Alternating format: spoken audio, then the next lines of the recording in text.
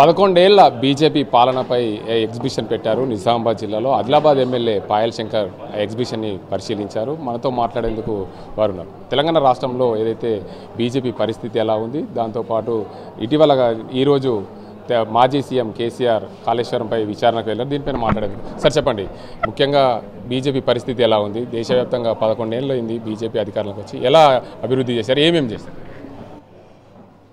11 సంవత్సరాలు నరేంద్ర మోడీ గారి నాయకత్వంలో పూర్తి చేసుకున్నటువంటి సందర్భంలో ఈ దేశం ఏ రకంగా అభివృద్ధి చెందుతున్నది, కేంద్రం నుండి తెలంగాణ రాష్ట్రానికి ఎన్ని లక్షల కోట్ల రూపాయలు ఇచ్చినాం, ఇవన్నీ కూడా పత్రికా మిత్రులతోని చర్చించుకోవాలన్నటువంటి ఆలోచనతో ఈనాటి సమావేశం ఏర్పాటు చేస్తాం. దాదాపు 11,55,000 కోట్ల రూపాయలు తెలంగాణ రాష్ట్రానికి కేంద్రం ఇప్పటి వరకు సాయం చేసింది. మరి అదేవిధంగా ఈ తెలంగాణ రాష్ట్రంలో గతంలో ఉన్నటువంటి ప్రభుత్వం కానీ, ఈరోజు ఉన్నటువంటి కాంగ్రెస్ ప్రభుత్వం కానీ ఎన్నికల సమయంలో ఇచ్చినటువంటి ప్రజలకు ఇచ్చినటువంటి మాటలను, హామీలను నెరవేర్చక ప్రజల్ని మోసం చేస్తాం. ఈ రాష్ట్రంలో కొన్ని పథకాలు అమలవుతున్నాయి అంటే అవి కేవలం కేంద్రం చేస్తున్నటువంటి సాయం కారణంగానే. రక్షణ విషయంలో రాజకీయం చేసేటటువంటి కాంగ్రెస్ పార్టీ ఎన్నికల సమయంలో ఇచ్చిన మాటను మాత్రం పట్టించుకునేటువంటి పరిస్థితి లేదు. ఈ తెలంగాణ రాష్ట్రంలో భారతీయ జనతా పార్టీ బలంగా ఉన్నది. భవిష్యత్తులో ఎన్నికలు ఎప్పుడొచ్చినా కూడా ఈ రాష్ట్రంలో అధికారంలోకి వచ్చేది భారతీయ జనతా పార్టీ మాత్రమే. దానికి ఉదాహరణ జరిగిన పార్లమెంట్ ఎన్నికల్లో 8 పార్లమెంటు సీట్లు గెలవడం కానీ, గడిచిన అసెంబ్లీ ఎన్నికల్లో 8 సీట్లు కానీ, నిన్న లేక మొన్న జరిగినటువంటి ఎమ్మెల్సీ ఎన్నికల్లో 2 ఎమ్మెల్సీ సీట్లు గెలవడం కానీ, ఇదంతా కూడా భారతీయ జనతా పార్టీ భవిష్యత్తులో అధికారంలోకి వస్తుంది అనడానికి ఈ గెలిచినటువంటి సీట్లు, వచ్చినటువంటి ఓట్లు నిదర్శనము. ఎప్పుడెప్పుడు రాష్ట్ర అధ్యక్షుని మారుస్తారని చెప్పి అంటున్నారు. అసలు ఎవరన్నా పోటీలో ఉన్నారా మీ దృష్టిలో? అసలు ఎప్పుడు మార్చే అవకాశం? భారతీయ జనతా పార్టీ తెలంగాణ రాష్ట్ర పార్టీ అధ్యక్షుడి విషయంలో అన్ని కోణాల నుంచి ఆలోచించి పార్టీ ఒక నిర్ణయం తీసుకుంటుంది.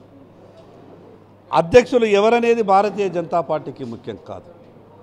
భారతీయ జనతా పార్టీ గ్రామస్థాయి కార్యకర్త నుంచి ప్రధానమంత్రి వరకు విలువలతో కూడినటువంటి, క్రమశిక్షణ కూడినటువంటి రాజకీయం చేస్తారు. కాబట్టి ఈ తెలంగాణ రాష్ట్రంలో అధ్యక్షులు ఎవరైనా భవిష్యత్తులో భారతీయ జనతా పార్టీని అధికారంలోకి తీసుకురావడమే లక్ష్యంగా ప్రతి ఒక్క కార్యకర్త పనిచేస్తారు. ఇటీవల కాలంలో తెలంగాణ రాష్ట్ర ముఖ్యమంత్రి రేవంత్ రెడ్డి, నేను మోడీ దగ్గర స్కూల్లో చేరాను, తర్వాత చంద్రబాబు నాయుడు దగ్గర కాలేజీలో జాయిన్ అయ్యాను, రేవంత్ రెడ్డి దగ్గర ఉద్యోగం చేస్తున్నాను అంటే కాంగ్రెస్ బీజేపీ అంటే రేవంత్ రెడ్డి మీకు సన్నిహితుడేనా? వ్యక్తిగతంగా ఆయన గతంలో జరిగినటువంటి వ్యవహారాన్ని ఒక వేదిక సందర్భంగా పంచుకునే ప్రయత్నం చేసింది.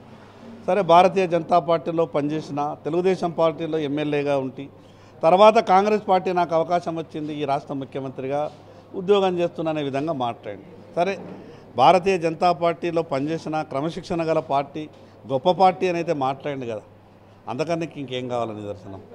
అయితే ఈరోజు మాజీ సీఎం కేసీఆర్ కాళేశ్వరంపై విచారణకు వెళ్ళారు. దానికి సంబంధించి అసలు అవినీతి జరిగిందంటారా? దానిపైన మీరేమంటారు? అసలు కాంగ్రెస్ టీఆర్ఎస్ అనే పార్టీ కలిసి ఈ నాటకాలు ఆడుతున్నాయి. సంవత్సరన్నర కాలంలో కమిషన్ల పేరుతో కాలయాపన చేస్తూ ఎంక్వైరీ చేస్తున్నారు తప్పితే ఇప్పటి వరకు ఎవరిని కూడా దోషిగా నిలబెట్టలేదు.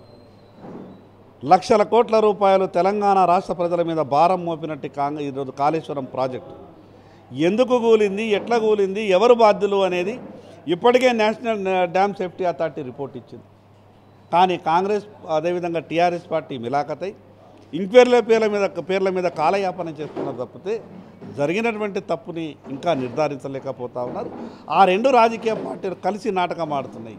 అందుకే మేము అంటున్నాం, మీకు నిజంగా చిత్తశుద్ధి ఉంటే కాళేశ్వరం అనే ప్రాజెక్టులో వచ్చిన డబ్బు విదేశాలకు తరలింది. మరి విదేశాలకు తరలి వెళ్ళినటువంటి విషయాన్ని ఎంక్వైరీ చేయాలంటే రాష్ట్ర ప్రభుత్వం పరిధిలో ఉండదు, అది సిబిఐకి ఇస్తేనే సాధ్యమవుతుంది. అందుకే వాస్తవాలు బయటకు రావాలి, నిజాలు నిగ్గు తేల్చాలనంటే కాళేశ్వరం సిబిఐకి ఇవ్వాల్సిందిగా ఈ రాష్ట్ర ప్రభుత్వాన్ని డిమాండ్ చేస్తారు. అప్పుడు మంత్రిగా ఉన్న ఈటెల రాజేందర్ కూడా అందులో భాగస్వామ్యం అవుతాడు కదా. తప్పు ఎక్కడైనా జరిగితే ఎవరు భాగస్వామ్యం అయినా కూడా దాంట్లో ఎవరు చేసేదేమీ లేదు. కానీ మనందరికీ తెలుసు, ఆ రోజు కేసీఆర్ గారు ముఖ్యమంత్రిగా ఉన్నప్పుడు అసలు ఏ మంత్రి ఇచ్చేటటువంటి అడ్వైజ్ అన్నా కానీ, ఫలానా మంత్రి సంతకం పెట్టకుంటే పని ఆగిపోతే కానీ ఉంటే అన్ని తానే నడిపినటువంటి కేసీఆర్ మంచి అయితే నాకే, అసలు కేసీఆరే తెలంగాణ అన్నాడు కదా, మరి కూలిపోయిన కాళేశ్వరం కూడా ఆయన బాధ్యత వహించాలి. అందుకే వాస్తవాలు బయటకు రావాలంటే సిబిఐ ఎంక్వైరీ జరగాలి. ప్రధానంగా రాష్ట్రంలో అందరికీ రైతు బంధు రైతు బీమా రాలేదు. మీ జిల్లాలో కూడా చాలామందికి రైతు బంధు రైతు భరోసాలో రాలేదు. మీరు ఉద్యమం చేస్తామన్నారు, ఎప్పుడు చేస్తారు? తప్పకుండా ఈ ప్రభుత్వాన్ని నేను మొన్న జరిగినటువంటి శాసనసభ సమావేశాల్లో కూడా చెప్పినాం. గడువు లోపల ఇప్పుడు వ్యవసాయ పనులు మొదలైనవి. ఇంకొక వారం 15 రోజుల లోపల, వారం 10 రోజుల లోపల ఈ ప్రభుత్వం రైతు భరోసాకు సంబంధించిన నిధులు విడుదల చేయకపోతే రైతులను సమీకరించి ఈ ప్రభుత్వం మీద పోరాటం చేస్తాం. మీరు ఏదైతే ఆదిలాబాద్, నిర్మల్, నిజామాబాద్, కామారెడ్డి జిల్లాలకు రాష్ట్ర మంత్రివర్గంలో చోటు రాలేదు. ఈ 4 జిల్లాలని రాష్ట్ర ముఖ్యమంత్రి తెలంగాణలో లేదని అనుకుంటారా? దీనికి మంత్రివర్గంలో స్థానం కల్పించకుండా ఈ జిల్లాలని విస్మరించినట్లేనా? కాంగ్రెస్ పార్టీ అంతర్గత విషయం. మంత్రులను ఎవరిని పెట్టాలా, ఏం పెట్టాలో ముఖ్యమంత్రికి సంబంధించినటువంటి పరిధి, ముఖ్యమంత్రికి పూర్తి అధికారాలు ఉంటాయి. ఏదేమైనా పూర్తిగా తెలంగాణ రాష్ట్రాన్ని బ్యాలెన్స్ చేయాలి.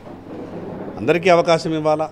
అందరికీ అవకాశం ఇచ్చినప్పుడే ఒక బ్యాలెన్స్గా నడుస్తుంది. కాబట్టి అది అంతర్గత విషయం. ఏదైనా కొంత బ్యాలెన్స్ చేస్తే బాగుంటుంది. Thank you.